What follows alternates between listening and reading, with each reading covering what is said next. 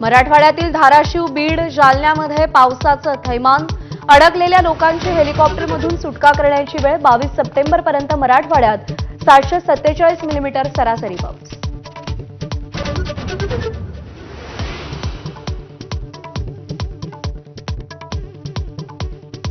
मराठवाड्यातील धरणं तुडुंब भरली. जायकवाडीचे 27 तर माजलगावचे 11 दरवाजे उघडले. येलदरी धरणातूनही सगळ्या 10 दरवाजातून पाण्याचा विसर्ग.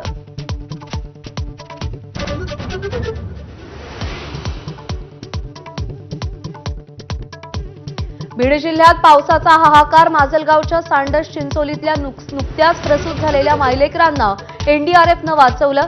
बिंदुसरा नदीला अभूतपूर्व महापूर.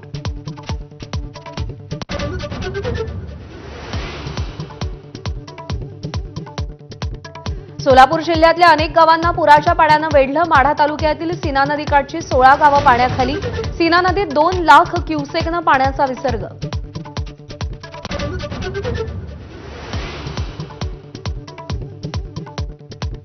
मुसळधार पावसानं मराठवाड्याला झोडपलं. धाराशिव, बीड आणि उत्तर सोलापुरातील शाळांना आज सुट्टी. पूरस्थितीमुळे प्रशासनाची खबरदारी. राज्यात पुन्हा पावसाचा इशारा. 30 सप्टेंबरपर्यंत मान्सून सक्रिय राहणार.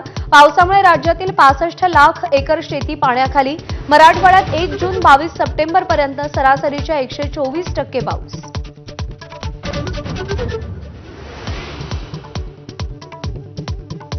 राज्य मंत्रिमंडळाची आज बैठक. मराठवाड्यासह इतर भागात पावसामुळे झालेल्या नुकसानाचा आढावा घेणार.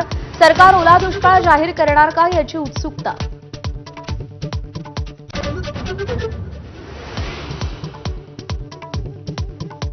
धाराशिवच्या परंड्यामध्ये कुटुंबाला वाचवण्यासाठी खासदार ओमराजे निंबाळकर एनडीआरएफच्या साथीनं स्वतः पाण्यात उतरले. तर आजारी असतानाही हाताचं सलाईन काढून जयकुमार गोरेंकडून सांगोल्यात पाहणी.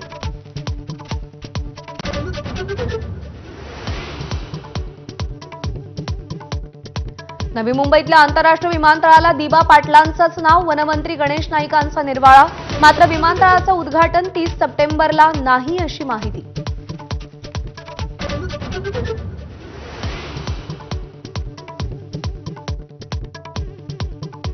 उत्तर प्रदेशात जातीच्या नावावर सभा, मोर्चा, आंदोलनांना बंदी.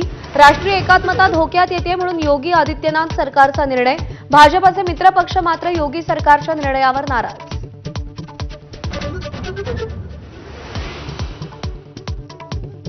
दिल्लीमध्ये निवृत्त बँक अधिकाऱ्याला डिजिटल अरेस्ट करून 23 कोटी रुपयांना लुटलं. ईडी आणि मुंबई पोलीस असल्याचं सांगून 1.5 महिने लूट. लुटारूंनी तब्बल 4000 व्यवहार करून पैसे लांबवले.